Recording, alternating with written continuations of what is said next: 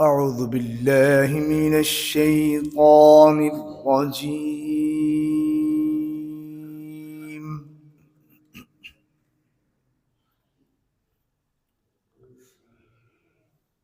بسم الله الرحمن الرحيم.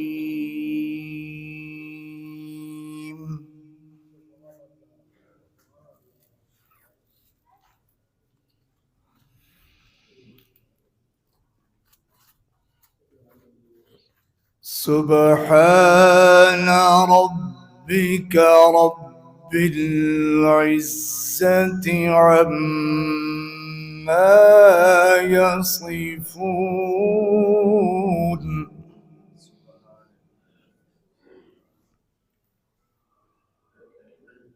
وسلام على المرسلين والحمد لله رب العالمين.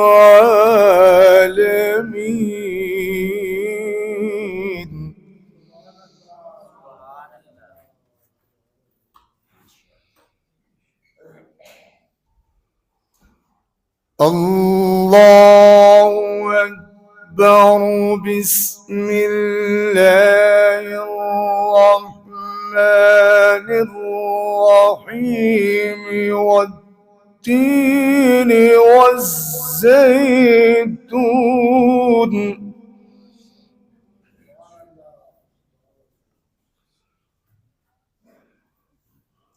وطور سينين وهذا البلد الأمين.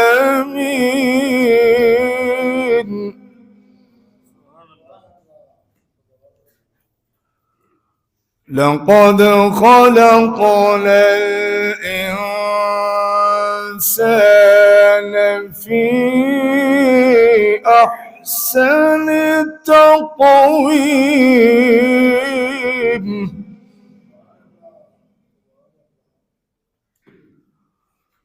ثم رددناه أسفل سافلين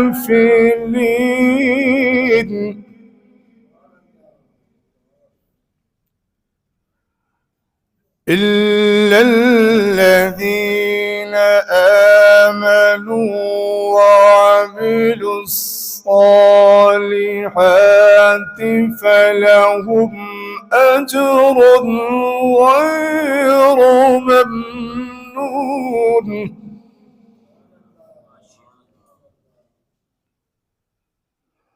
فما يكذبك بعد بالدين. أليس الله بأحكم الحاكمين.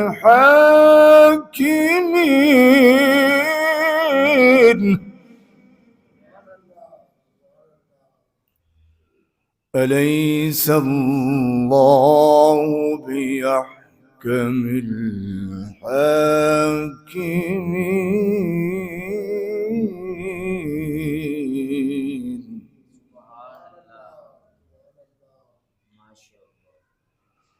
أليس الله بأحكم الحاكمين. صدق الله العظيم.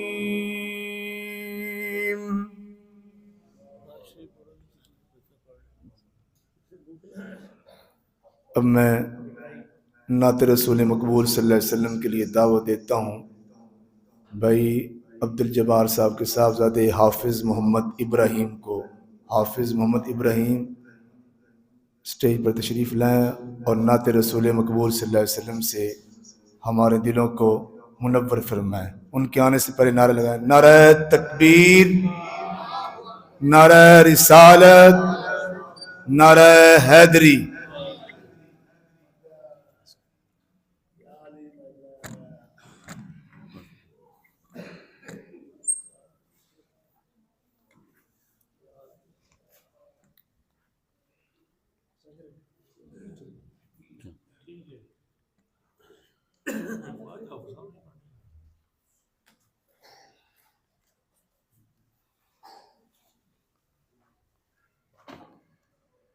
صلی اللہ علیہ یا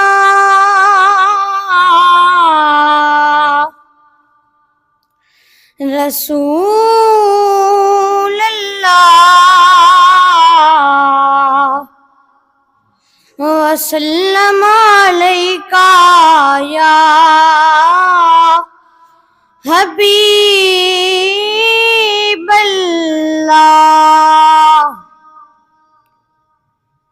نہیں ہے کوئی دنیا میں ہمارا یا رسول اللہ ہمارا یا رسول اللہ نہیں ہے کوئی دنیا میں ہمارا یا رسول اللہ ہمارا یا حبیب اللہ ہمیں تو آپ ہی کا ہے سہارا یا رسول اللہ سہارا یا حبیب اللہ نہیں ہے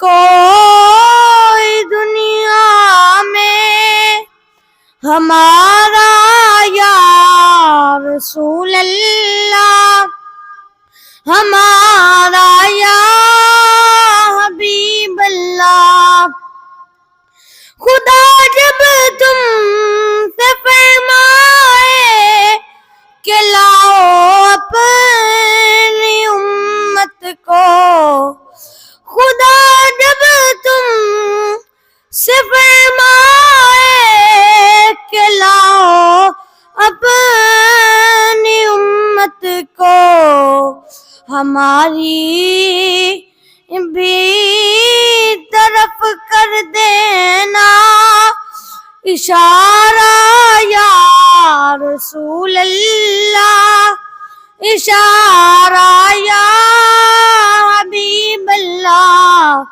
ہماری بھی طرف کر دینا اشارہ یا رسول اللہ اشارہ یا حبیب اللہ نہیں ہے کوئی دنیا میں ہمارا یا رسول اللہ ہمارا یا حبیب اللہ تڑپتا ہے یہ دل میرا ترستی ہیں میری آنکھیں تڑپتا ہے یہ دل میرا ترستی ہیں میری آنکھیں بلا لو اب مدینے میں دوبارہ یا رسول اللہ دوبارہ یا حبیب اللہ بلا لو اب مدینے میں دوبارہ یا رسول اللہ دوبارہ یا حبیب اللہ نہیں ہے کوئی دنیا میں ہمارا یا رسول اللہ ہمارا یا حبیب اللہ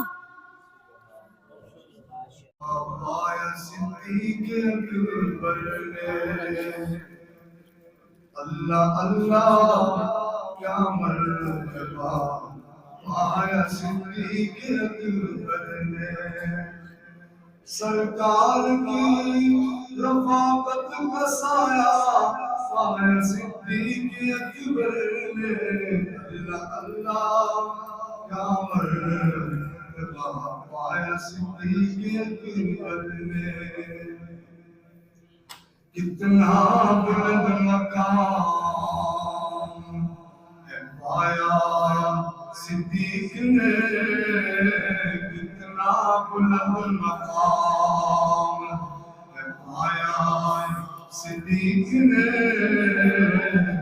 اس در نبی نے کام لگایا صدیق اکبر نے اس در نبی نے کام لگایا صدیق نے اتنا بلند مقام ہے پایا صدیق نے پہلے لاقیا کیا میں ناظر میرے حضور پہلے لاقیا کیا میں ناظر میرے حضور سوچا سلام سمایا صدیق نے سوچا سلام سمایا صدیق نے اتنا بلند مقام ہے پایا صدیق نے موسی دے تنگ چلے دریا تیری نفیس تے موسی دے تنگ چلے دریا تیری نفیس تے لیکن حبیب نو نہ جگایا صدیق نے لیکن حبیب نو نہ جگایا صدیق نے اتنا بلند مقام ہے پایا صدیق نے بستر زبید کون لگایا صدیق نے اتنا بلند مقام نعت خوان اور نعت خوان کوئی ہے نعت اگر اچھا پڑھنے والا تو ایک نعت پڑھوا دیں اللہ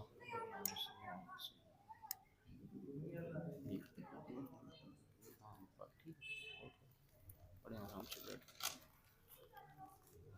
نعمتیں صاحب کو اسے تندرستی دے میں ان کو خطاب کے لیے دعوت دے رہا ہوں بلکہ ان کے نورانی الفاظ جو ہے کیونکہ جو عالم بعمل ہوتا ہے اس کا دیدار کرنا اور ان کے سامنے بیٹھنا اور ان کی زیارت کرنا بڑا ثواب ہوتا ہے کہ یہ بڑے حضرت صاحب ان کے والد محترم وہ بھی بہت اللہ والے ہیں ان کے صاحبزادے ہیں بالکل ان کی تصویر ہے علم کے لحاظ سے بھی عمل کے لحاظ سے بھی میرے پاس الفاظ نہیں ان کے لیے بولنے کے لیے کہ بہت اچھے ہیں اور بہت محبت والے ہیں کیونکہ ہمیں بہت پیار ملا ہے ہمارے ساتھ چند گھڑیاں گزری ہیں اللہ تعالیٰ ان کو صحت تندرستی عطا فرمائے اور لمبی عمر عطا فرمائے حضرت علامہ حافظ القاری پیر طریقت رہبر شریعت حضرت مولانا عابد الدائم دائم صاحب آپ کے سامنے اپنے نورانی الفاظات سے ہمارے دلوں کو منور فرمائیں گے ان کے آنے سے پہلے زوردار نعرہ لگائیں نعرہ تکبیر نعرہ رسالت نعرہ حیدری نعرہ تحقیق نعرہ تکبیر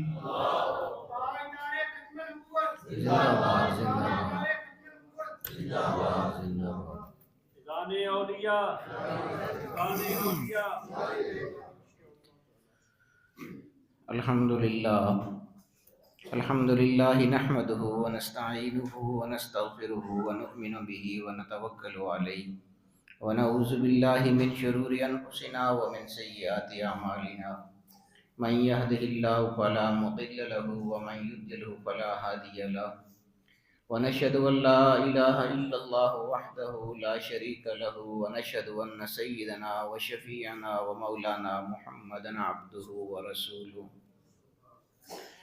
أما بعد فقد قال الله تبارك وتعالى في كلامه المجيد والفرقان الحميد أعوذ بالله من الشيطان الرجيم بسم الله الرحمن الرحيم ثاني اثنين إذ هما في الغار إذ يقول لصاحبه لا تحزن إن الله معنا وقال تعالى في شان حبيبه مخبرا وآمرا إن الله وملائكته يصلون على النبي يا أيها الذين آمنوا صلوا علیہ وسلموا تسلیما. سب لوگ درود شریف پڑھیں گے میرے ساتھ. الصلاۃ والسلام علیک یا رسول اللہ وعلی آلک واصحابک یا حبیب اللہ. الصلاۃ والسلام علیک یا شفیع المذنبین وعلی آلک واصحابک یا رحمۃ للعالمین. اللہم صلی علی سیدنا و مولانا محمد وعلی آل سیدنا و مولانا محمد وبارک وسلم. سامعین محترم، اللہ رب العالمین کا بہت شکر ہے کہ اس نے ایک مرتبہ پھر یہاں اس مسجد میں اس علاقے میں لب کشائی کا موقع عطا فرمایا. اللہ رب العالمین آپ سب کو سلامت رکھے. یہ سارا کچھ آپ کی محبتوں سے ہوتا ہے. اللہ اور رسول کے ساتھ آپ لوگوں کی جو محبت ہے یہ ساری اسی کی عکاسی ہوتی ہے. میں پہلے میرا خیال تھا کسی اور موضوع پہ بات کروں گا، لیکن مجھے کچھ دوستوں نے کہا کہ چونکہ مہینہ شروع ہو گیا سیدنا صدیق اکبر رضی اللہ تعالیٰ عنہ کا، وہ تو عاشقوں کے امام ہیں نا، تو اس لیے میں نے پھر کہا کہ چلیں ٹھیک ہے شروع ہو گیا ہے مہینہ تو اسی پہ بات کرتے ہیں. تو تھوڑی سی بات کریں گے، لیکن کوشش کریں گے کہ جو کچھ بھی ہو وہ مستند ہو، کوئی کچی بات نہ ہو، کوئی کمزور نہ ہو. سیدنا صدیق اکبر رضی اللہ تعالیٰ عنہ کی حیات مبارکہ کے کچھ پہلوؤں کو دیکھتے ہیں. کچھ لوگ اللہ رب العالمین کے ہاں بھی بہت محبوب ہوتے ہیں اور حضور علیہ السلام کے ہاں بھی بہت محبوب ہوتے ہیں. صحابہ کرام ویسے ہی سارے حضور کو بہت محبوب تھے، بہت پیار کرتے تھے حضور علیہ السلام سارے ہی صحابہ کے ساتھ، اور سب کے اپنے اپنے اعزاز ہیں. یہ میں پہلے آپ کو ایک بات بتا دوں، جب بھی کسی بھی صحابی یا خلیفہ راشد کے فضائل بیان کیے جائیں تو عام طور پہ ہونا یہ چاہیے کہ جس خلیفہ راشد کے ایام چل رہے ہیں، مثلا جس طرح سیدنا صدیق اکبر کا میں نے تذکرہ کیا کہ ان کا مہینہ چل رہا ہے، تو اس موقع پر ضرور ان کا بیان کرنا چاہیے تاکہ ان کی جو عظمتیں ہیں، اور یہ صرف ایک نہیں تمام خلفائے راشدین کے لیے یہی اصول ہونا چاہیے. سیدنا علی کرم اللہ وجہ الکریم کے دن آئیں، دن رات ان کے ڈنکے بجائیں، کوئی پیچھے نہ رہے. سیدنا صدیق اکبر کے دن آئیں، دن رات ان کے ڈنکے بجائیں، کوئی پیچھے نہ رہے، سب کے ساتھ. یہ میرا عرض کرنے کا مقصد یہ تھا کہ ایسا نہیں ہے کہ جس طرح کچھ لوگ ہوتے ہیں نا وہ انہوں نے اپنے اپنے پکڑ لیے ہوئے ہیں کہ یہ ہمارے ہیں تو یہ ہمارے ہیں. نہیں، کوئی کسی کے نہیں ہے، سب ساروں کے ہیں. اہل بیت بھی ہمارے ہیں، صحابہ کرام بھی ہمارے ہیں، سب ہمارے ہیں. کوئی یہ نہیں ہے کہ فلاں اس کے ہیں تو فلاں اس کے ہیں. یہ تقسیم ہم نے کرنی ہی نہیں ہے، سارے ہمارے ہیں. اسی لیے تو ہم دعا کرتے ہیں نا کہ اللہم صلی علی محمد وعلی آل محمد وبارک وسلم. پھر یہ کہ محمد وعلی آلہ واصحابہ اجمعین، جب ہم دعا ختم کرتے ہیں تو اسی پہ ختم کرتے ہیں نا. آل اصحاب سارے ہمارے ہیں، آل بیت بھی ہمارے ہیں، آل بھی اصحاب سب ہمارے ہیں. ہم سب کے غلام ہیں، سب کے نوکر ہیں، وہ سب ہمارے سروں کے تاج ہیں. تو اس لیے کسی کا بھی اگر بیان ہو تو یہ مت سمجھا جائے کہ یہ دوسروں کو نہیں مانتے، نہیں، ایسی ہرگز نہیں سوچ ہونی چاہیے. سب ہمارے سروں کے تاج ہیں. تو چونکہ دن چل رہے ہیں سیدنا صدیق اکبر رضی اللہ تعالیٰ عنہ کے، تو اس لیے میں ان کے حوالے سے ہی گفتگو کر رہا ہوں. یہ جو ایمان لائے نا صدیق، میں کیوں کہتا ہوں کہ کچھ لوگ حضور علیہ السلام کو عجیب انداز میں محبوب ہوتے ہیں. سیدنا صدیق اکبر رضی اللہ تعالیٰ عنہ کے ایمان لانے کے 2 واقعات مورخین نے لکھے ہیں کہ 2 یعنی دو روایات ہیں مختلف ان کے ایمان لانے کے حوالے سے۔ ایک تو یہ ہے کہ، اور یہ بھی دیکھیے کہ حضور علیہ الصلوۃ والسلام کو اللہ پاک نے کیسا علم عطا فرمایا ہوا ہے، یہ دونوں چیزیں آپ کو اس میں نظر آئیں گی۔ پہلی میں روایت آپ کو بتاتا ہوں کہ یہ تاجر تھے، سیدنا صدیق اکبر رضی اللہ تعالیٰ عنہ تجارت کیا کرتے تھے شروع میں۔ تو حضور علیہ الصلوۃ والسلام نے ابھی اعلان نبوت نہیں فرمایا تھا، اس سے پہلے کی بات ہے۔ یہ ایک دفعہ تجارت کے لیے شام گئے تھے،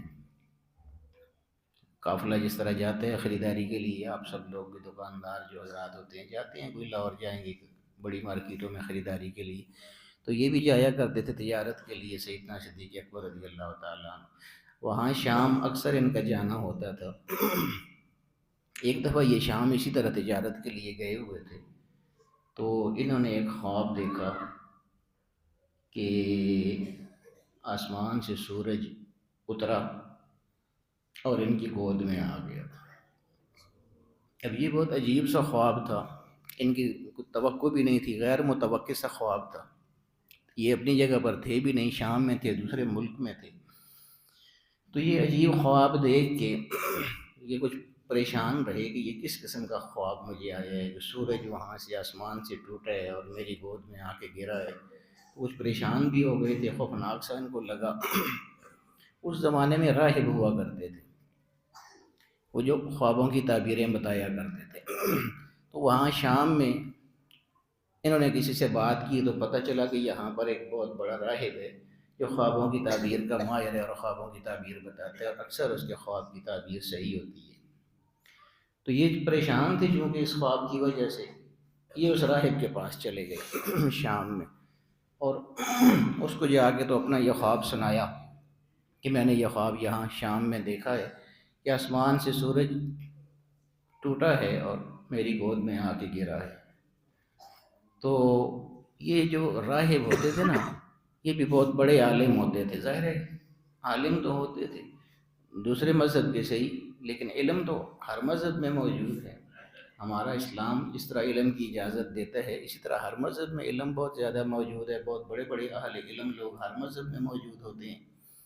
تو وہ پادری جو تھا، وہ راہب، اس نے جب یہ خواب سنی تو وہ مسکرایا اور اس نے کہا کہ یہ خوفناک خواب تو نہیں ہے، آپ ڈر کیوں گئے ہیں؟ یہ تو بہت زبردست خواب آپ کو آئی ہے۔ میں اس کی تعبیر آپ کو بتاتا ہوں۔ اس کی تعبیر یہ ہے کہ ہماری کتابوں میں یہ آیا ہوا ہے کہ بعد میں ایک بہت عظیم الشان رسول آنے والا ہے، یہ ہماری کتابوں میں موجود ہے، اور میں اس کا اپنی کتابوں میں اس حد تک مطالعہ کر چکا ہوں کہ میں غائبانہ طور پر ابھی وہ رسول آیا نہیں ہے اس دنیا میں، اس نے آنا ہے بعد میں ابھی سے اس رسول پر ایمان لا چکا ہوں۔ وہ راہب خود کہہ رہا ہے میرے زمانے میں تو وہ شاید نہ آئے، لیکن ہو سکتا ہے بعد میں تو وہ ضرور آئے گا جس طرح ہماری کتابوں میں ہے، تو میں تو ابھی سے اس پر ایمان لے آیا ہوں، اور تمہیں بھی یہ نصیحت کرتا ہوں کہ اگر تمہاری زندگی میں وہ آ جائے تو اس پر ایمان بھی لانا اور اس کی تصدیق بھی کرنا۔ بہرحال صدیق اکبر رضی اللہ تعالیٰ عنہ نے یہ خواب سنا تو وہ یعنی اس نے یہ بتایا کہ وہ سورج سے مراد وہ رسول ہے، اور رہا یہ کہ وہ سورج آپ کی گود میں آ کے گر گیا، اس کی تعبیر یہ ہے کہ وہ آخری رسول، کبھی ایسا کوئی وقت آئے گا کہ وہ اپنا سر مبارک آپ کی گود میں رکھے گا، ایسا وقت بھی آئے گا۔ تو یہ تعبیر ہے اس خواب کی۔ بہرحال یہ واپس آ گئے صدیق اکبر رضی اللہ تعالیٰ عنہ، یہ تعبیر سن کے بہت عرصہ بعد میں گزر گیا۔ پھر جب حضور علیہ الصلوۃ والسلام نے اعلان نبوت فرمایا تو صدیق اکبر رضی اللہ تعالیٰ عنہ وہ پہلے شخص تھے جن سے حضور علیہ الصلوۃ والسلام نے یہ فرمایا کہ مجھے اللہ پاک نے رسول بنا دیا ہے۔ صدیق، یہ میں ایک روایت آپ کو بتا رہا ہوں، دو روایات آپ کو بتائیں نا، ایک بتا رہا ہوں ابھی۔ حضور نے جب صدیق اکبر رضی اللہ تعالیٰ عنہ کو یہ خبر دی کہ مجھے اللہ پاک نے نبی بنا دی ہے، اللہ پاک نے رسول بنا دی ہے، تو صدیق اکبر رضی اللہ تعالیٰ عنہ نے آگے سے پوچھا، میں کہہ رہا تھا نا آپ کو کہ حضور علیہ الصلوۃ والسلام کا علم بھی دیکھیے۔ انہوں نے جب بتایا، حضور علیہ الصلوۃ والسلام نے جب فرمایا کہ مجھے اللہ پاک نے نبوت عطا فرمائی ہے، رسالت عطا فرمائی ہے، اللہ پاک نے مجھے رسول بنا دیا ہے، تو صدیق اکبر رضی اللہ تعالیٰ عنہ نے آگے سے پوچھا کہ یا رسول اللہ، جس کو نبوت عطا ہوتی ہے، جس کو رسالت عطا ہوتی ہے، جس کو نبی بنایا جاتا ہے، اس کو کوئی معجزہ بھی عطا کیا جاتا ہے، تو آپ کو بھی یا رسول اللہ کوئی معجزہ بھی پھر عطا ہوا ہوگا؟ تو حضور علیہ السلام مسکرائے، ان کی طرف دیکھا اور فرمایا وہ جو بہت پہلے ایک دفعہ شام گئے تھے اور وہاں پر ایک خواب دیکھا تھا، تو ایک راہب ملا تھا، اس نے ایک تعبیر بتائی تھی، کیا وہ کافی نہیں ہے میرا معجزہ تمہارے لیے؟ اب یہ معجزے کی ضرورت ہے؟ بس یہ حضور نے فرمایا، اس کے ساتھ ہی انہوں نے پڑھا اشہدو ان لا الہ الا اللہ واشہدو ان محمدًا عبدہ ورسولہ، ایمان لے آئے، حضور کے ساتھ وابستہ ہو گئے۔ ایک یہ روایت ہے، اور ایک دوسری روایت جمہور علماء کہتے ہیں کہ وہ زیادہ صحیح ہوگی، وہ یہ ہے کہ صدیق اکبر رضی اللہ تعالیٰ عنہ نے جب حضور نے یہ فرمایا کہ اللہ پاک نے، چونکہ یہ صدیق اکبر بچپن سے حضور کے ساتھ تھے، بچپن کے ساتھی تھے، بچپن ساتھ گزرا ہوا تھا، تو ہر چیز انہوں نے حضور علیہ السلام کی دیکھی ہوئی تھی، حضور کی ساری زندگی ان کے سامنے تھی۔ جو دوست ہوتے ہیں وہ بے تکلف بھی ہوتے ہیں، آپس میں ہر بات ایک دوسرے کی پتہ بھی ہوتی ہے، تو یہ چونکہ بچپن کے ساتھی تھے، اس لیے علماء لکھتے ہیں کہ یہ روایت زیادہ مضبوط ہے کہ جب حضور علیہ السلام، اصل میں حضور یہ کر سکتے تھے نا، ہم یہ ہے، ہم کوئی بھی دنیا کا کوئی بھی آدمی ہوتا ہے، وہ کوئی نہ کوئی غلطی انسان سے ضرور ہوتی ہے، ہم میں سے اکثر لوگ سارے بیٹھے ہوئے ہیں، کئی غلطیاں ہم سے ہوئی ہیں، ایسا نہیں ہوتا کہ ہم سب میں سے کوئی ایسا آدمی ہو کہ جس کی کوئی بھی غلطی زندگی میں اس سے نہ ہوئی ہو، نہیں ہو سکتا، لمبی عمر ہوتی ہے، لمبی زندگی، اور کہیں نہ کہیں انسان خطا کھا جاتا ہے، غلطی کھا جاتا ہے۔ تو حضور علیہ السلام کہ اگرچہ معجزات بہت زیادہ ہیں، آپ جانتے ہیں کہ شق قمر، حضور نے چاند کو 2 حصوں میں تقسیم کر دیا، معجزہ حضور علیہ السلام کا۔ حضرت علی کرم اللہ وجہ الکریم کے سورج کو ڈوبا ہوا واپس لوٹا دیا، معجزہ حضور علیہ السلام کا۔ حضور کی انگلیوں سے پانی نکلتا تھا، معجزہ حضور علیہ السلام کا۔ بہت سارے معجزات ہیں حضور کے، لیکن حضور علیہ السلام نے کبھی بھی اپنے معجزات کو اپنی نبوت کے لیے پیش نہیں کیا تھا۔ حضور علیہ السلام نے جو پیش کیا تھا تو کیا پیش کیا تھا؟ اپنا کردار پیش کیا تھا۔ انہوں نے جب پوچھا تھا نا غفار نے، تو حضور نے یہی فرمایا تھا کہ فقط لبثت فیکم عمرا من قبلہ افلا تعقلون، جاہل ہو، تمہیں عقل نہیں ہے، نبوت کا اعلان تو میں نے 40 سال کے بعد کیا ہے نا، وہ کمالات جو ہیں وہ تو مجھے 40 سال کے بعد جو نبوت والے ہیں وہ تو ملنے ہیں اعلان کے بعد، جاہل ہو، جو 40 سال پہلے میں نے تمہارے اندر گزارے ہیں، تم میں سے کوئی بھی ایسا آدمی ہے جو یہ کہہ سکتا ہو کہ میں نے ان 40 سالوں میں کوئی جھوٹ بولا ہو، کوئی غلط کام کیا ہو، اور سارا ہی پکار اٹھے کہ نہیں اللہ کے رسول، ایسا ہم نے آپ کی 40 سالہ زندگی میں نہیں دیکھا؟ تو اسے پتہ یہ بھی چلتا ہے کہ جس طرح حضور علیہ السلام کی بعد والی زندگی پاکیزہ ہے، ایسے ہی حضور علیہ السلام کی نبوت سے پہلے بھی بہت پاکیزہ زندگی ہے ساری۔ تو یہ جب حضور علیہ السلام نے فرمایا کہ اللہ پاک نے مجھے نبوت عطا فرمائی ہے، تو صدیق اکبر چونکہ واقف تھے، آپ کے کردار سے بھی واقف تھے، آپ کی زندگی سے بھی واقف تھے، تو انہوں نے اسی وقت آگے سے کہا تھا اشہدو ان لا الہ الا اللہ واشہدو ان محمدًا عبدہ ورسولہ، یا رسول اللہ مجھے کسی معجزے کی ضرورت نہیں ہے، بس آپ نے فرما دیا تو میں نے تصدیق کر دی، اور اس طرح ان کو صدیق کا لقب بھی ملا تھا یعنی بغیر کسی معجزے کے انہوں نے صداقت اس کی مان لی تھی، حضور علیہ السلام کی تصدیق فرما دی تھی۔ جو حضور علیہ السلام کا تعلق تھا ان کے ساتھ، اور ان کا ان کے ساتھ جو تعلق تھا بہت گہرا تعلق تھا، یعنی انہوں نے بہت ساتھ نبھایا تھا حضور علیہ السلام۔ اس سے بڑی بات کیا ہو سکتی ہے؟ آپ دیکھیے نا کہ حضور علیہ السلام اللہ کے حبیب، اللہ کے رسول، اللہ کے محبوب، کتنے بڑی شخصیت ہیں آقا و مولا صلی اللہ تعالیٰ علیہ وآلہ وسلم، ہر ان کے ایک آنکھ کے اشارے سے ہر کام ہو جاتا ہے، اللہ رب العالمین وہ کر دیتا ہے۔ ایک عام جو اولیاء ہوتے ہیں، یعنی امت میں جو اولیاء ہوتے ہیں جو نبی نہیں ہوتے، وہ بھی ایسے لوگ ہوتے ہیں کہ اللہ پاک ان کی بھی لاج رکھ لیتے ہیں، وہ اگر کہہ دیں کہ اللہ پاک میرا اللہ ایسا کرے گا تو اللہ پاک ویسے کر دیتے ہیں۔ تو جو نبی ہوں، پھر اللہ کے نبیوں کے سردار ہوں، پھر اللہ کے محبوب ہوں، وہ تو ایک اشارہ کر دیں تو جو مرضی ہے کرنا چاہیں اللہ پاک فرما دیتے ہیں، لاج رکھتا ہے۔ مطلب یہ نہیں ہوتا کہ اللہ مجبور ہوتا ہے ان کا، ایسا نہیں ہے، اللہ پاک لاج رکھتا ہے اپنے بندوں کی۔ حضور علیہ السلام کے ساتھ بہت گہرا ان کا تعلق، سارے ہی صحابہ کے ساتھ بہت گہرا تعلق، لیکن کسی کے لیے حضور نے یہ نہیں فرمایا جو حضرت ابوبکر کے لیے فرمایا حضور نے۔ یہ ان کا وہ میں کہہ رہا ہوں نا کہ سب کے اپنے اپنے اعزازات ہوتے ہیں، کبھی ان کو تولنا نہیں چاہیے کہ اس کو ایسے ہوا تو اس کو ایسے کیوں نہیں ہوا، اس کو ایسے یہ چیز ملی تو اس کو نہیں، اپنے اپنے اعزازات ہیں، سب کے اعزازات بیان کرنے چاہیے۔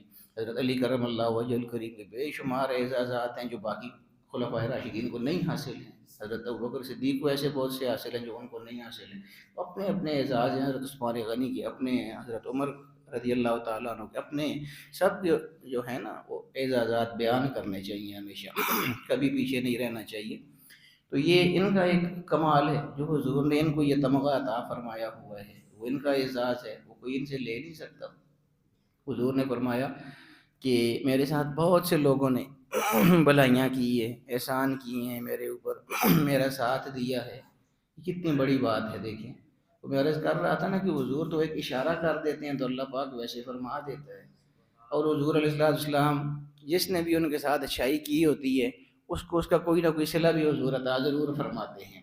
یہ بھی آپ کا مزاج ہے، شفیق بھی ہیں اپنی امت پر، تو ایسا ہو نہیں سکتا کہ حضور کے ساتھ کوئی اچھائی کرے تو آگے سے پھر اس کو حضور کی طرف سے اچھائی نہ ملے، یہ تو ہو نہیں سکتا۔ حضور علیہ السلام سے یہ بہت بعید ہے آپ کی ذات سے۔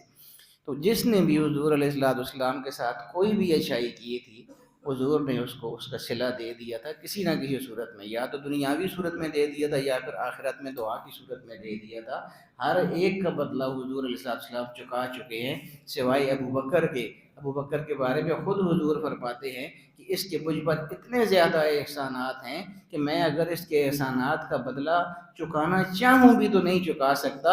اس کے علاوہ ہر وہ بندہ جس نے میرے ساتھ کوئی اچھائی کی ہے میں اس کی جزا اس کو دے چکا ہوں، کسی کو دنیا میں دے چکا ہوں، کسی کے لیے آخرت میں دعا کر کے اس کو عطا کر چکا ہوں۔ اختیارات مصطفیٰ صلی اللہ تعالیٰ علیہ وآلہ وسلم یہاں دیکھ لیجئے، فرماتے ہیں کسی کو اسی دنیا میں نے بدلہ دے دیا ہے اور کسی کو میں قیامت کے دن بدلہ دوں گا، کسی کو میں آخرت میں بدلہ دوں گا، اس صورت میں یعنی آخری اخروی زندگی میں بدلہ دوں گا۔ ہر طرح کے بدلے ہر طرح کے لوگوں کو میں دے چکا ہوں سوائے ابوبکر کے، جس کے اتنے احسانات ہیں مجھ پر کہ میں اس کا بدلہ چکا ہی نہیں سکتا۔ اس لیے میں اللہ رب العالمین سے التجا کرتا ہوں کہ میری طرف سے وہ اس کو بدلہ عطا فرمائے، وہ اس کو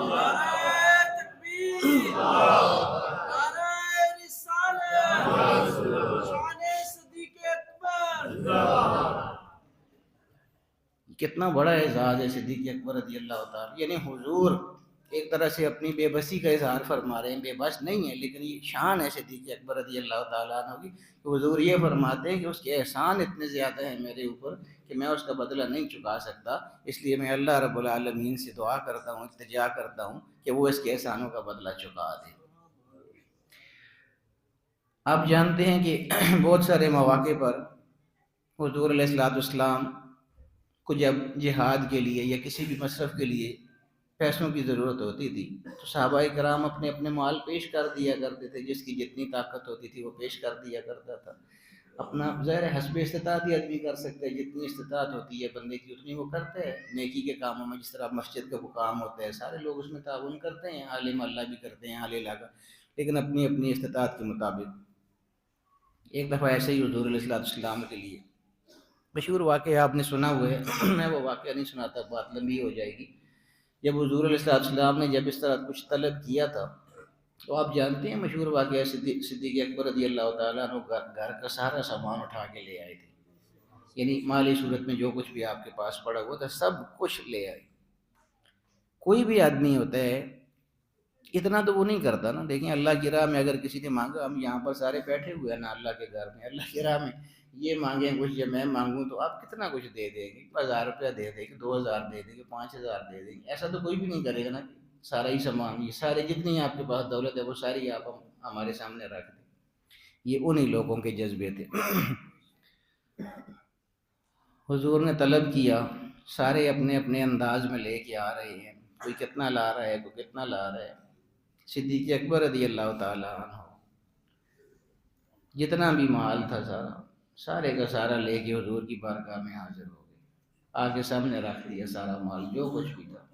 اب دیکھیے نا، میں بار بار کیوں کہتا ہوں کہ حضور علیہ السلام کا علم بھی دیکھیے، جب سارا کچھ لے آئے تو حضور کو یہ پوچھنے کی ضرورت کیوں پڑی کہ گھر میں بھی کچھ چھوڑا ہے یا نہیں چھوڑا ہے، یعنی حضور کو پہلے ہی پتہ تھا کہ وہ سب کچھ لے آئے ہیں، ورنہ یہ ضرورت ہی نہیں پوچھنے سوال کرنے کی ضرورت ہی نہیں ہے، سارا کچھ جب لے آئے تو اب یہ بات تو ابوبکر صدیق کو ہی پتہ تھی نا کہ میں سب کچھ لے آیا ہوں، کچھ بھی گھر نہیں چھوڑا ہے، لیکن حضور بھی تو وہ حضور ہے نا، انہوں نے آگے سے پوچھا ماں اب کئی تلی اہل کا، اپنے گھر والوں کے لیے کیا چھوڑ کے آئے ہو؟ عرض کی اب کئی تو لہم اللہ و رسولہ یا رسول اللہ، مالی جتنی بھی چیزیں ہیں، مال و دولت، یہ دنیا کی نعمتیں یا رسول اللہ، یہ جتنی بھی ہیں یہ ساری کی ساری ان کے لیے ضروری نہیں ہیں، جو ان کے لیے ضروری ہے یا رسول اللہ وہ میں ان کے پاس چھوڑ آیا ہوں، یہ یہاں کی چیزیں ہیں، ان کی ان کو ضرورت نہیں ہے، ان کو اللہ اور اس کے رسول کی ضرورت ہے، تو یا رسول اللہ مال تو سارا لے آیا ہوں لیکن اللہ اور اس کے رسول کو میں گھر چھوڑ کے آیا ہوں۔ اچھا، اللہ تو ہر جگہ موجود ہے نا، ہر جگہ موجود ہے اللہ تعالیٰ، تو صدیق اکبر نے یہ کیوں کہا کہ اللہ اور اس کے رسول کو گھر چھوڑ کے آ گیا؟ رسول تو سامنے بیٹھے ہوئے تھے، گھر تو نہیں تھے، یہ بھی سمجھیں اس میں نا کیسا زبردست عقیدہ دے گئے ہیں صدیق اکبر، اسی لیے تو ان کو عاشقوں کا امام کہتے ہیں۔ وہ ابوبکر صدیق اگر یہ فرماتے کہ یا رسول اللہ پاک میرے گھر میں موجود ہے، ظاہر ہے ہر جگہ اللہ پاک موجود ہوتا ہے، تو اللہ پاک گھر میں موجود ہے، اس کے ہوتے ہوئے کیا ضرورت تھی اس مال کی؟ نہیں، یہ تو نہیں فرمایا، فرمایا اب کہیت لکم اللہ و رسولہ، یا رسول اللہ کو بھی گھر چھوڑ کے آ گیا ہوں، اس کے رسول کو بھی گھر چھوڑ کے آ گیا ہوں، حالانکہ رسول سامنے بیٹھے ہوئے باتیں سن رہے ہیں، وہ تو سامنے بیٹھے ہوئے گھر میں تو نہیں ہیں، لیکن صدیق اکبر کہہ رہے ہیں کہ رسول کو گھر چھوڑ آیا ہوں۔ یہ کیوں انہوں نے فرمایا، اس بات کو بھی سمجھیے۔ میں اس دن بھی ایک جگہ دوستوں کو سمجھا رہا تھا کہ ہماری تربیت شروع میں تو بہت اچھی ہوئی ہے، جو پہلے لوگ ہیں، جو پہلا ماحول تھا وہ بہت اچھا تھا، جب سے یہ موبائل اور انٹرنیٹ وغیرہ آیا ہے نا، بچوں کا بالکل آپ سمجھیں کہ بچے تبدیل ہو چکے ہیں، ہمارے اسلام سے اتنے دور ہو چکے ہیں، اور بچے کیا بڑے بھی، میں آپ کو بتاؤں ساتھ ساتھ ہی چیزیں چلتی رہتی ہیں نا۔ میں مثال دے رہا تھا ادھر لوگوں کو تو وہ کہہ رہے تھے بالکل ایسے ہی ہے، میں نے کہا تھا ہم بڑی عمر کے جو لوگ ہیں ابھی یہاں بھی موجود ہیں، وہاں بھی جو موجود تھے، میں نے کہا ہم جب چھوٹے ہوتے تھے اور اسکول پڑھتے تھے تو اس وقت گھر والوں نے ہماری یہ تربیت کی ہوئی ہوتی تھی کہ جب ہم اسکول سے 2 بجے یا 3 بجے دن کو چھٹی ہوتی تھی، گھر میں داخل ہوتے، چھوٹے بچے جب ہم ہوتے تھے تو گھر میں داخل ہوتے تھے نا، اونچی آواز میں سب سے پہلے بچہ کہتا تھا السلام علیکم، گھر والوں کو پتہ چلتا تھا بیٹا آ گئے ہیں اسکول سے۔ ایسے ہی ہوتا ہے، اب یہ کسی کی تربیت نہیں ہے، حالانکہ یہ قرآن کا حکم ہے، میں آپ کو بتاؤں یہ کوئی تربیت کی بات یعنی گھر کی تربیت کی بات نہیں ہے، قرآن کا یہ حکم ہے کہ یا ایھا الذین آمنو، اس چیز کو کریے، یہ میں کیوں آپ کو کہہ رہا ہوں، سلام کیا ہے؟ السلام علیکم، آپ پر سلامتی ہو، یعنی سلامتی کی دعا ہے نا، تو جب کوئی دعا دے گا تو اللہ پاک سلامتی عطا فرمائے گا اس کی وجہ سے، اس لیے یہ دعا ضرور کرنی چاہیے، السلام علیکم کہنا چاہیے۔ قرآن کا کیا حکم ہے ذرا آپ سمجھیے اس بات کو، میں یہ سمجھانا چاہ رہا ہوں کہ حضرت ابوبکر صدیق نے کیوں کہا تھا کہ میں گھر اللہ کے رسول کو چھوڑ آیا ہوں، یہ بات میں آپ کو سمجھانا چاہ رہا ہوں۔ اللہ کا تو ہر ایک کو پتہ ہے نا کہ وہ ہر جگہ موجود ہے، اس لیے وہ تو اعتراض نہ ہوا۔ یہ اعتراض ہو سکتا ہے نا کہ حضور علیہ السلام گھر میں تو موجود نہیں تھے، یا ان کے سامنے موجود تھے، پھر وہ یہ کیوں کہہ رہے ہیں کہ اللہ کے رسول کو میں گھر چھوڑ آیا ہوں، یہ بات سمجھانا چاہ رہا ہوں۔ قرآن کریم کی ایک آیت ہے یا ایھا الذین آمنوا اذا دخلتم بیوتا فسلموا علی انفسکم، اے ایمان والو جب گھروں میں داخل ہوا کرو تو سلام کیا کرو۔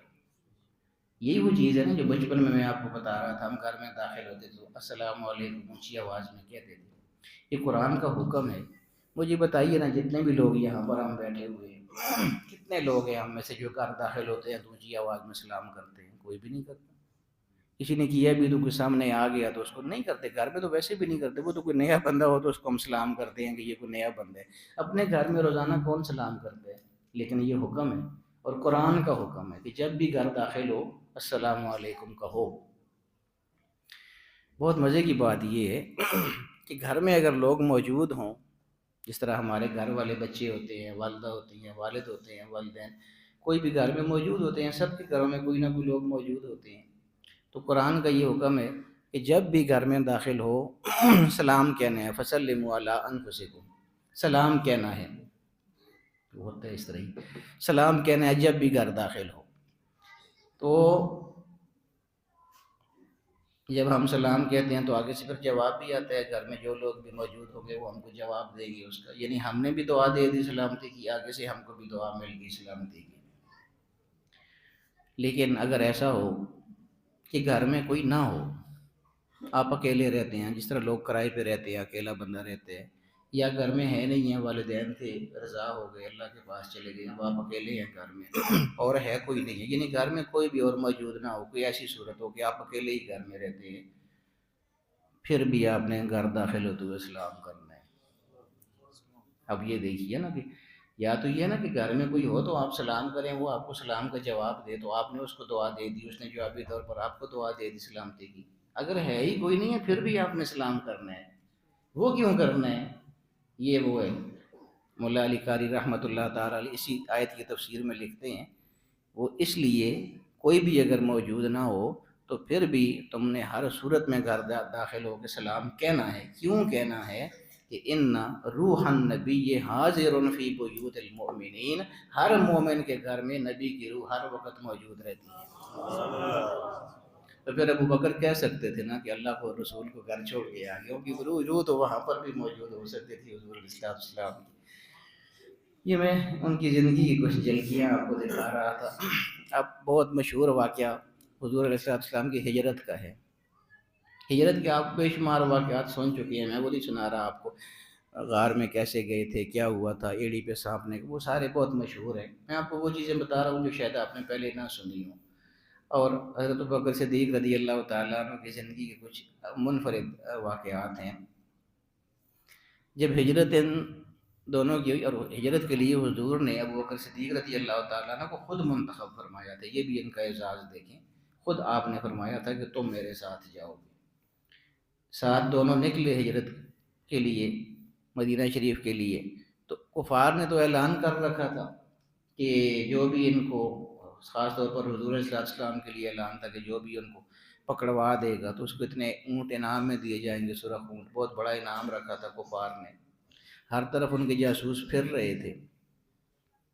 تو ایک جاسوس ایسا تھا ان کا جو حضور علیہ السلام کو نہیں جانتا تھا، لیکن جس طرح وہ میں نے بتایا نا کہ حضرت ابوبکر صدیق شام جایا کرتے تھے تجارت کے لیے، وہ ادھر کا کوئی رہنے والا تھا، تو وہ تجارت کی وجہ سے حضرت ابوبکر صدیق کو شام میں دیکھتا رہتا تھا. تو وہ ابوبکر صدیق کو وہ جانتا تھا، وہ جاسوس، وہ شام والا. یہ جب نکلے مکہ سے دونوں، حضور علیہ السلام اور حضرت ابوبکر صدیق رضی اللہ تعالیٰ عنہ، یہ میں آپ کو ان کی زمانہ گفتگو کا ایک جھلک دکھانے لگا ہوں. زمانہ اس کو کہتے ہیں نا کہ جو جملہ ایک ہوتا ہے لیکن معنی اس کے دو نکلتے ہیں. اب صدیق اکبر رضی اللہ تعالیٰ عنہ کا نام یا لقب کیا ہے؟ صدیق، سچے، سچائی والے، سچائی کا ساتھ دینے والے، یہی لقب ہے ان کا، صداقت والے. اور اس کے مقابلے میں جھوٹ ہوتا ہے سچائی کے مقابلے میں. اب یہ میں کیوں آپ کو یہ بات بتا رہا ہوں؟ دونوں نکلے وہاں سے ہجرت کے لیے مدینہ شریف کے لیے. وہ جو جاسوس تھا، جو سیدنا صدیق اکبر رضی اللہ تعالیٰ عنہ کو جانتا تھا لیکن حضور کو نہیں جانتا تھا. انعام تو حضور علیہ السلام پر تھا. بہت سارے جاسوس انہوں نے چھوڑے تھے کہ جو بھی ان کے بارے میں خبر دے گا اس کو اتنے اونٹ ہم انعام میں دیں گے. تو بہت سارے ایسے لالچی لوگ نکلے ہوئے تھے کہ ہم کسی نہ کسی طرح ہمیں پتہ چلے اور ہم جا کے خبر دیں اور سرداروں سے وہ مال وصول کریں، اونٹ وصول کریں. ہر طرف جاسوس پھیلے ہوئے تھے حضور کو ڈھونڈنے کے لیے. حضور علیہ السلام، یہ غار میں پہنچنے سے پہلے کی بات ہے، وہ جاسوس آیا، دونوں کو دیکھ لیا اس نے. اب اللہ پاک ہے کس طرح کسی کو بچاتا ہے اور کس طرح کسی کے ذہن میں کیا ڈالتا ہے خیال. دور سے دیکھا تو پھر قریب آیا تو صدیق اکبر رضی اللہ تعالیٰ عنہ کو پہچان لیا اس نے کہ یہ تو صدیق ہیں جو تجارت کے لیے شام آیا کرتے تھے. حضور کو وہ نہیں جانتا تھا. اب وہ یہ پوچھنا چاہتا ہے کہ یہ تمہارے ساتھ کون ہے، حضور کے بارے میں پوچھتا ہے جاسوس. اب صدیق اکبر رضی اللہ تعالیٰ عنہ کے لیے مسئلہ بن گیا. کیوں کہ اگر سچ بولتے ہیں کہ یہ آقا ہیں تو خبر پہنچ جاتی ہے، پکڑے گئے ہیں. اور اگر جھوٹ بولتے ہیں تو صدیق کیسے ہیں؟ پھر صدیق جھوٹ نہیں بول سکتا. اب وہ امتحان آ گیا صدیق اکبر رضی اللہ تعالیٰ عنہ کا۔ وہی میں کہہ رہا ہوں کہ اللہ پاک کیسے حفاظت فرماتا ہے، نبی کی بھی حفاظت فرمائی، صدیق کی صداقت کی بھی حفاظت کیسے فرمائی۔ حضرت ابوبکر صدیق سوچ میں پڑ گئی کہ اب میں کیا کروں، دو ہی صورتیں، یا بتاؤں کہ حضور علیہ الصلوۃ والسلام ہے میرے ساتھ، یا یہ ہے کہ بولوں کہ نہیں ہے میرے ساتھ یہ وہ، دونوں صورتیں غلط ہیں، بتاؤں تو حضور پکڑے جاتے ہیں، نہیں بتاتا تو میں صدیق نہیں رہتا میں تو صدیق ہوں، کسی صورت میں جھوٹ تو بول ہی نہیں سکتے تھے۔ اللہ پاک نے ان کے ذہن میں یہ بات ڈالی، انہوں نے یہ زمانہ جملہ کر بولا، انہوں نے فرمایا کہ رجل یہدینی الطریق۔ آج کل ہم نا جہاں کہیں جاتے ہیں تو گوگل میں میپ نکال لیتے ہیں، ڈائریکشن نکالی، وہاں پر پہنچ گئے، یہ ساری سہولتیں آج کی ہیں نا، سڑکیں بھی بنی ہوئی ہیں، روڈ بھی بنے ہوئے ہیں، بورڈ بھی لگے ہوئے ہیں۔ اس زمانے میں یہ ساری چیزیں نہیں ہوتی تھیں، تو اس زمانے میں پھر گائیڈ ہوا کرتے تھے نا، جو آپ کو راستے بتاتے تھے کہ کدھر سے جانا ہے، کیسے مڑنا ہے، کہاں سے کہاں تک سفر کرنا ہے، وہ گائیڈ بتایا کرتے تھے۔ تو اس زمانے میں یہ بورڈوں والا کام اور یہ گوگل والا کام گائیڈ کیا کرتے تھے، جو راستہ بتاتے تھے۔ اب حضرت ابوبکر صدیق نے وہ جملہ زمانہ بولا کہ رجل یہدینی الطریق، یہ وہ بندہ ہے جو مجھے راستہ دکھاتا ہے، یہ وہ بندہ ہے جو مجھے راستہ دکھاتا ہے۔ اب یہ زمانہ جملہ اس طرح ہو گیا کہ اس نے یہ سمجھا کہ یہ کوئی گائیڈ ہے ساتھ نا، تو یہ راستہ دکھا رہا ہے، ابوبکر صدیق کو راستہ نہیں معلوم ہے تو اس نے گائیڈ رکھا ہوا ہے اپنے ساتھ راستہ دکھانے کے لیے، حالانکہ ابوبکر یہ کہنا چاہتے تھے کہ رجل یہدینی الطریق، یہی تو وہ شخصیت ہے جنہوں نے مجھے سیدھا راستہ دکھایا اور رب کے ساتھ ملا دیا۔ نعرہ تکبیر، نعرہ رسالت، شان صدیق اکبر۔ بہت عجیب شخصیت ہیں سیدنا صدیق اکبر، بڑے عجیب عجیب ان کے فضائل ہیں۔ حضور علیہ الصلوۃ والسلام کے ساتھ ان کی بعد میں رشتہ داری بھی ہو گئی تھی، ظاہر سیدہ عائشہ صدیقہ رضی اللہ تعالیٰ عنہ ان کی بیٹی تھی، حضور کی زوجہ ہو گئی تھی، وہ بعد میں رشتہ داری والا بھی تعلق ہو گیا تھا۔ لیکن حضور علیہ الصلوۃ والسلام ان کی وہ جو پوزیشن ہے نا، اس کو کس طرح واضح فرماتے ہیں کہ رشتہ داری کی وجہ سے یہ جو اس کو مقام مرتبہ ملا ہے، یہ اس کی وجہ سے نہیں ملا ہے کہ یہ میرا رشتہ دار ہے۔ فرماتے ہیں کہ ما فضلکم ابو بکر بکثرت الصلاۃ والصیام، ابو بکر کو تم سب پر فوقیت حاصل ہے، سب سے ابو بکر اونچا ہے، مرتبے میں بڑا ہے۔ ولیکن ما فضلکم ابو بکر بکثرت الصلاۃ والصیام، لیکن یہ کوئی ایسا نہیں ہے کہ جب اس نے نماز روزے بہت زیادہ کی ہیں اس لیے اس کو یہ مرتبہ ملا ہے، تمہارے اوپر فوقیت مل گئی ہے۔ ولیکن بشیء وقر فی قلبہ، ایک چیز ہے اس کے دل میں کہ جو میری تعظیم جو اس کے دل میں ہے، جو توقیر اس کے دل میں ہے، وہ کسی کے اور کے دل میں نہیں ہے۔ وہ اس مرتبے کو جو پہنچا ہے، تم سب پر جو فوقیت لے گیا ہے، تو اپنے نماز روزوں کی وجہ سے نہیں، اپنی عبادتوں کی وجہ سے نہیں، یعنی اصل بتانا یہ چاہ رہے ہیں کہ اصل چیز عشق مصطفیٰ اور محبت مصطفیٰ ہے۔ ایک طرف عبادات ہیں ان کی، دوسری طرف عشق مصطفیٰ ہے، تو حضور فرما رہے ہیں کہ اس کو جو تم پر فوقیت ملی ہے وہ اس لیے نہیں ملی ہے کہ اس نے نمازیں پڑھی ہیں، روزے رکھے ہیں زیادہ، بلکہ اس لیے ملی ہے کہ ولیکن بشیء وقر فی قلبی، اس کی قلب میں، اس کے دل میں جو میرے لیے توقیر ہے اور تعظیم ہے وہ اتنی زیادہ ہے کہ اور کسی کے دل میں نہیں ہے، وہ چیز اس کو سب پر فضیلت دے گئی اور فوقیت دے گئی ہے۔ یہاں حضرت ابوبکر صدیق کی عبادات کے بارے میں حضور نے فرمایا کہ اس کی وجہ سے نہیں ملی، عبادات کی وجہ سے یہ فضیلت نہیں ملی، فوقیت نہیں ملی۔ کسی کے دل میں یہ آ سکتا تھا کہ ہو سکتا ہے ابوبکر صدیق کی نیکیاں کم ہوں، اس لیے حضور نے یہ فرمایا ہے کہ تعظیم کی وجہ سے تو اس کو مرتبہ ملا ہے، نماز روزوں کی وجہ سے نہیں ملا، ہو سکتا ہے اس میں کوئی کمزوری ہو۔ اب آئیے وہ بھی دیکھتے ہیں کمزوری۔ حضور علیہ السلام ایک دن فرما رہے تھے کہ جنت کے بارے میں بتا رہے تھے، اور جنت میں جانے والے جو لوگ ہیں ان کے بارے میں بتا رہے تھے، جنت میں جانے والوں کے اعزاز بھی بتا رہے تھے کہ اللہ پاک کس کو کیا اعزاز عطا فرمائے گا۔ اس سلسلے میں حضور بیان فرما رہے تھے، پاس بہت سارے صحابہ کرام تھے، سن رہے تھے، سیدنا صدیق اکبر بھی بیٹھے ہوئے تھے، تو حضور یہ فرما رہے تھے بیان کہ اللہ پاک نے جنت میں نیک لوگوں کے اعزاز کے لیے جنت کے دروازوں پر نام لکھ رکھے ہیں۔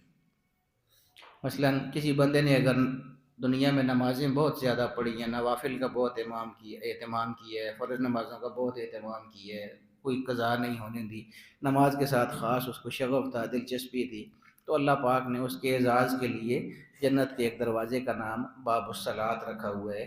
وہ اسی سے گزرے گا جو نماز کے ساتھ بہت زیادہ محبت رکھتا ہے، تاکہ دوسرے لوگوں کو یہ پتہ چلے کہ یہ وہ آدمی ہے جو دنیا میں خوب نمازیں پڑھا کرتا تھا. جو یعنی لوگ جن کو نہیں معلوم ہوگا ان کو بھی اللہ پاک یہ بتانا چاہتے ہیں کہ یہ وہ بندہ ہے جو میرے لیے نمازیں پڑھا کرتا تھا. اسی طرح کچھ لوگ روزے بہت زیادہ رکھتے ہیں، جمعرات کا نفلی روزہ بھی لوگ رکھتے ہیں، سمار کا بھی رکھتے ہیں، جو فرض روزے ہیں وہ بھی ہم لوگ رکھتے ہیں. کئی لوگ نہیں رکھ سکتے لیکن جو رکھتے ہیں، اہتمام کرتے ہیں، ان کے لیے اللہ پاک نے ایک دروازے کا نام باب الریان رکھا ہوا ہے، روزے داروں کا دروازہ. تو اس طرح مختلف یعنی جو بھی عبادات کوئی آدمی کرتا تھا اپنی زندگی میں، اس کے نام کے ساتھ منسوب ایک دروازہ وہاں پر جنت میں موجود ہے.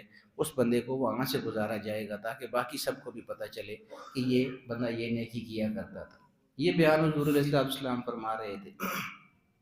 پاس ابو بکر صدیق رضی اللہ تعالیٰ عنہ، انہوں نے جب دیکھا کہ حضور فرماتے ہیں کہ جو نمازی ہوگا وہ نماز والے دروازے سے اندر جائے گا، جو روزہ دار ہوگا وہ روزے والے دروازے سے اندر جائے گا، اسی طرح جس کی جو نیکی ہوگی وہ اس دروازے سے اندر جائے گا. تو ان کے دل میں پتہ نہیں کیا خیال آیا عجیب. انہوں نے آگے سے پوچھا کہ یا رسول اللہ، کوئی بندہ ایسا بھی ہوگا کہ جب وہاں وہ دروازوں کے پاس پہنچے تو ہر دروازہ شور مچا دے، یعنی اس کی نیکیاں اتنی زیادہ ہوں، نمازیں بھی اتنی پڑھی ہوں، روزے بھی اتنے رکھے ہوں کہ ہر دروازہ پکار اٹھے کہ اس طرف سے آئیے نا، مجھ سے اندر داخل ہو گئے، جنت میں جائیے.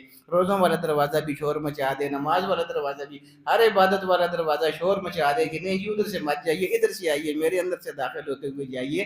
کوئی ایسا خوش نصیب بھی ہوگا؟ حضور نے فرمایا کہ ہاں ابو بکر ہوں گے، اور مجھے یقین ہے کہ تم بھی ان میں سے ہو، تم کو بھی تمہیں بھی ہر دروازہ اپنی طرف پکارے گا.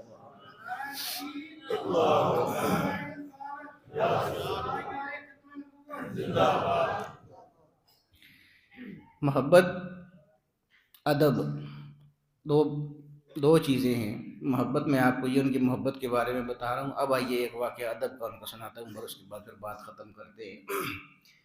ادب، یہ ان کو امام المؤدبین بھی کہا جاتا ہے، یعنی سب ادب کرنے والوں کے امام. کیوں ان کو کہا جاتا ہے وہ وجہ میں اب آپ کو بتانے لگا ہوں. باقی آپ تقریریں سنتے رہتے ہیں، میں کچھ ہٹ کے چیزیں آپ کو بتا رہا ہوں.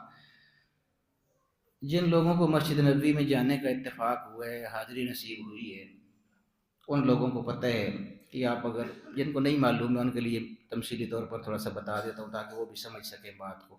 فرض کریں یہ مسجد نبوی کا حال ہے، یہ جو ہمارا مسجد کا حال ہے، فرض کریں یہ مسجد نبوی کا حال ہے. اسی طرح درمیان میں محراب ہے. حضور علیہ السلام کا روضہ شریف، وہ سامنے جو آپ کا اے سی لگا ہوا ہے ادھر ہے حضور کا روضہ. یہ مسجد کا حال ہے سارا. وہاں پر ایک محراب ہے جس کو محراب النبی صلی اللہ تعالیٰ علیہ وسلم کہا جاتا ہے. یہ وہ جگہ ہے کہ جہاں حضور علیہ السلام خود کھڑے ہو کے امامت فرمایا کرتے تھے. اب جو مسجد نبی کا محراب ہے، جس طرح یہ آپ کو محراب نظر آ رہا ہے نا، وہ اس جگہ کر کے نہیں ہے، وہ اس جگہ ہے جہاں یہ ڈاکٹر صاحب تشریف فرمایا نا، اس جگہ وہ محراب النبی الگ سے چھوٹی سی ایک دیوار بنی ہوئی ہے اور اس کے اندر محراب بنا ہوا ہے. اس کو انہوں نے اسی طرح ابھی تک چھوڑا ہوا ہے. پھر یہ بھی مسجد، پیچھے بھی مسجد، درمیان میں وہ چھوٹی سی دیوار انہوں نے چھوڑی ہوئی ہے محراب النبی والی. ایک محراب فاروقی بھی ہے، محراب عثمانی اسی کو کہتے ہیں جو ابھی مسجد کا موجودہ محراب ہے. بہرحال وہ محراب النبی وہ جگہ ہے کہ جہاں حضور علیہ السلام خود کھڑے ہو کر امامت فرمایا کرتے تھے. جب حضور علیہ السلام کا وصال ہو گیا تو وہاں پر حضرت ابوبکر صدیق رضی اللہ تعالیٰ عنہ پھر غیر آپ کے مصلی پر وہی کھڑے ہوئے تھے. انہوں نے پھر امامت شروع کر دی. کچھ ٹائم تک وہ امامت کرتے رہے. پھر ان کو یہ خیال آیا کہ یہ کیا بات ہوئی، کہاں ہم لوگ اور کہاں رسول اللہ صلی اللہ علیہ وسلم. ہماری یہ مجال کیسے ہو گئی ہے کہ جہاں حضور کھڑے ہوتے تھے وہاں ہم کھڑے ہو جاتے ہیں کیا؟ ایسے نہیں ہونا چاہیے. چنانچہ انہوں نے کیا کمال کیا، انہوں نے اس طرح کیا کہ محراب النبی صلی اللہ علیہ وسلم کی وہ جو دیوار تھوڑی سی تھی اس کو تھوڑا سا پیچھے کر دیا اور کھڑے ہونے کی جگہ اور پیچھے بنا دی، ایک صف پیچھے بنا دی جہاں پر بندہ کھڑا ہوتا ہے. وہ یہ فرماتے ہیں کہ یہاں حضور کے قدم مبارک لگے تھے، وہاں ہمارے قدم نہیں لگنے چاہیے کہ ہم وہاں جا کے کھڑے ہو جاتے ہیں، بلکہ ایسا ہونا چاہیے کہ جہاں حضور علیہ السلام کا سر مبارک لگتا تھا اور آج ہمارا بھی یعنی سر لگتا ہے، اس زمانے کی بات وہ کر رہے ہیں کہ آج ہمارا بھی وہاں پر سر لگتا ہے جہاں حضور کا لگتا تھا، جہاں حضور کے پاؤں مبارک لگتے تھے ہمارے پاؤں بھی وہاں پر لگتے ہیں، یہ صحیح نہیں ہے۔ وہ فرماتے تھے کہ حضور کا جہاں پر سر لگتا تھا اس کو بند کر دینا چاہیے دیوار لگا کے، وہ جگہ رہے ہی نہ، اور تھوڑا سا پیچھے ایک صف بنا دی جائے تاکہ امتی جب سجدہ کرے تو اس کا سر اس جگہ جا کے لگے جہاں حضور کے قدم مبارک لگا۔ یہ ہے نا ادب۔ اب بھی وہ اس طرح ہی محراب النبی بنا ہوا ہے۔ اب جو لوگ بھی خوش نصیب وہاں پر جاتے ہیں تو وہ محراب النبی میں جب نماز ادا کرتے ہیں تو یہ سارا ادب جاتا ہے صدیق اکبر رضی اللہ تعالیٰ عنہ کو۔ جس وقت اب نفل پڑھتے ہیں اور وہاں جا کے سجدے میں سر رکھتے ہیں اپنا، تو سر اس جگہ رکھا ہوتا ہے جہاں حضور کے قدم مبارک ہوا کرتے ہیں۔ یہ بہت بڑی شخصیت ہیں، اللہ تعالیٰ ان کے درجات کو بلند فرمائے، اللہ تعالیٰ ہم سب کو ان کی تعلیمات کے مطابق چلنے کی توفیق عطا فرمائے۔ حضور علیہ السلام کے ساتھ بہت گہرا تعلق تھا، لیکن یہ یاد رکھیے میں نے آپ کو ان کی نیکی کی چیزیں بھی بتائی ہیں، عبادات کے حوالے سے بھی بتایا ہے، حضور علیہ السلام کے ساتھ تعلق کے حوالے سے بھی بتایا ہے، عشق کے حوالے سے بھی بتایا، ادب کے حوالے سے بھی بتایا۔ نیک کتنے کہ ہر دروازہ جنت کا پکارے گا کہ ادھر سے آئیے، اس کے باوجود آخری وصیت کیا ہے وہ سن لیجیے، جو میرا اصل پیغام ہے آج کے لیے۔ آخری وصیت، اتنا نیک آدمی کہ جس کو جنت کا ہر دروازہ پکارے گا کہ ادھر سے آئیے ادھر سے آئیے، اتنی نیکیاں ہیں، اس کے باوجود وصیت آخری دیکھیے، اپنی بیٹی سیدہ عائشہ صدیقہ رضی اللہ تعالیٰ عنہ کو وصیت فرمائی، اس میں 2 باتیں یہ بھی فرمائی کہ میری جو قبر تیار کرو گے اس کو بہت زیادہ کھلا یا بڑا رکھنے کی ضرورت نہیں ہے، بس چھوٹی سی قبر بنانا۔ پھر آگے وجہ بتائی، فرمایا کہ اگر تم نے میری قبر بہت بڑی بھی بنا دی، بہت کھلی بھی بنا دی، لیکن میرے اپنے اعمال اگر اچھے نہ ہوئے تو وہ قبر میرے لیے تنگ کر دی جائے گی، اور مجھے اس کے اندر یعنی جس طرح کہتے ہیں نا کہ 2 دیواریں مل جاتی ہیں تو جو حشر ہو جاتا ہے جسم کا وہ ہو جائے گا اگر میرے اپنے اعمال اچھے نہ ہوئے، اور اگر میرے اپنے اعمال اچھے ہوئے تو تم نے میرے لیے تنگ سی قبر بھی بنا دی نا، تو اللہ پاک اس کو کشادہ فرما دے گا اور دور تک سارا کچھ میرے سامنے روشن ہو جائے گا۔ اعمال کی بات ہو رہی ہے ساری۔ اور دوسری وصیت یہ فرمائی تھی، مجھے جو کفن پہناؤ گے آپ لوگ، وہ کفن کو نیا پہنانے کی ضرورت نہیں ہے، کیونکہ نئے کپڑے کے مستحق اور آدمی ہو سکتے ہیں، میں تو ویسے بھی جا رہا ہوں دنیا سے، مجھے نئے کپڑے کی ضرورت نہیں ہے، مجھے کسی پرانے بوسیدہ کپڑے میں لپیٹ کے دفن کر دینا۔ اس کی بھی وجہ یہی فرمائی تھی اعمال کے حوالے سے، فرمایا کہ اگر میرے اعمال اچھے نہ ہوئے تو پھر وہاں پر اس جگہ مجھے میرا جتنا بھی عمدہ کفن پہنا دو، جتنا بھی نیا کپڑا پہنا دو، وہ پھٹ جائے گا، مجھے رسوا کر دیا جائے گا، کیونکہ میرے اعمال اچھے نہیں ہوں گے۔ اور اس کی بنسبت اگر میرے اعمال اچھے ہوئے، تم نے مجھے سادہ پوشیدہ کپڑے میں بھی دفن کر دیا، تو اللہ پاک وہاں پر مجھے میرے اعمال کی وجہ سے ریشمی پوشاک اور لباس پہنا دے گا۔ تو کیا آپ سبق کیا ملا کہ ان جیسا شخص بھی عمل کی طرف آتا ہے۔ دیکھنا یہ ہے کہ ہم لوگ آج کتنا عمل کی طرف آ رہے ہیں، اللہ کی طرف ہم کتنا آ رہے ہیں، کتنے اعمال ہم ایسے کرتے ہیں کہ اللہ پاک کو ہم راضی کرنے والے ہوتے ہیں۔ بس یہی آج کا پیغام ہے، آ جائیے اللہ کی طرف، آ جائیے، لوٹ کے اللہ کی طرف ہی آنا پڑے گا، اور کوئی راستہ نہیں ہے۔ پھر اس وقت قرآن کریم میں آتا ہے نا کہ جب آخری وقت آئے گا تو بندہ یہ خواہش ظاہر کرے گا کہ کاش باری تعالیٰ مجھے تھوڑی سی مہلت دے دے کہ میں جو نیک کام نہیں کر سکا تھا وہ کر لوں۔ تو اللہ پاک فرمائے گا کہ نہیں، جتنی تھوڑی سی مہلت تو اب مانگ رہا ہے اس سے بہت زیادہ مہلت میں تجھے پہلے دے چکا ہوں، لیکن تو میری طرف نہیں آیا تھا۔ تو وہی بات ہے نا کہ اس کی طرف آ جائے اس سے پہلے کہ اس کی طرف جانا پڑے۔ یہ بہت خوبصورت جملہ ہے۔ آ جانے کا مطلب یہ ہے کہ آپ اپنی مرضی سے آئیں نا اس کی طرف، ایسا نہ ہو آپ کی مرضی کے خلاف جب وہ بلاوا آئے تو پھر جانا پڑے۔ جانا جو پڑے گا مجبوراً، تو اس سے بہتر ہے کہ خود اس کی طرف آ جائے۔ اللہ رب العالمین ہمیں اس چیز کی توفیق عطا فرمائے۔ وآخر دعوانا الحمدللہ رب العالمین۔